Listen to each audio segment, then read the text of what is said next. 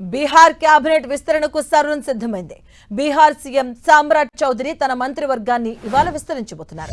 మాజీ సీఎం నితీష్ కుమార్ కుమారుడైనటువంటి నిశాంత్ కుమార్ కు కేబినెట్ లో చోటు దక్కినట్లుగా తెలుస్తుంది. దీంతో మంత్రిగా ఆయన ప్రమాణ స్వీకారం చేసే అవకాశం ఉంది. జేడీయూ అధినేత నితీష్ కుమార్ గత నెలలో రాజ్యసభకు ఎన్నిక కావడంతో బీహార్ సీఎం పదవికి ఆయన రాజీనామా చేశారు.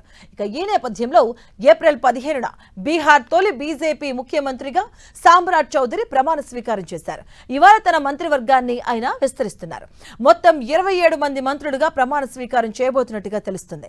ఈ ఏడాది మార్చిలో జేడీయూలో చేరిన నితీష్ కుమార్ కుమారుడైనటువంటి నిశాంత్ కుమార్ ఇవాళ మంత్రిగా ప్రమాణ స్వీకారం చేయనున్నారు.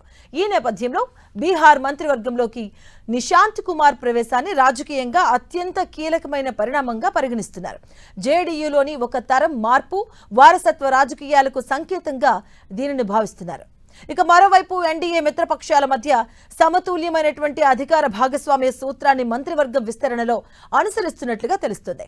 అతిపెద్ద ఏకైక పార్టీ అయిన బీజేపీకి 12, జేడీయూకు 11 మంత్రి పదవులు లభించే అవకాశం ఉంది.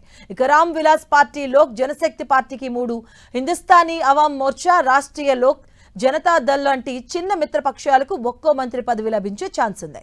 చాలా కాలంగా యాక్టివ్ పాలిటిక్స్ కు దూరంగా ఉంటున్న నిశాంత్ ప్రభుత్వంలో చేరేందుకు కూడా తొలుత నిరాకరించారు. అయితే మంగళవారం నాడు జరిగిన జేడీయూ సమావేశంలో సీనియర్ నేతలు ఆయన్ను ప్రభుత్వంలో చేరేందుకు ఒప్పించినట్టుగా తెలిసిందే. ఇక ప్రభుత్వంలో ఆయన చేరడం పార్టీకి, రాష్ట్రానికి కూడా కీలకమని నచ్చజెప్పినట్టుగా సమాచారం. నిశాంత్ ప్రస్తుతం ప్రజా సమస్యలు తెలుసుకునేందుకు నితీష్ హయాంలో జరిగినటువంటి అభివృద్ధి పనుల ఫీడ్బ్యాక్ ను సేకరించేందుకు పలు జిల్లాల్లో బీహార్ గుడ్ విల్ యాత్ర జరుపుతున్నారు. ఆయన గత మే 8వ తేదీన లాంఛనంగా జేడీయూలో చేరారు. Party working president Sanjay zoo ఆయనకు సభ్యత్వాన్ని అందజేశారు.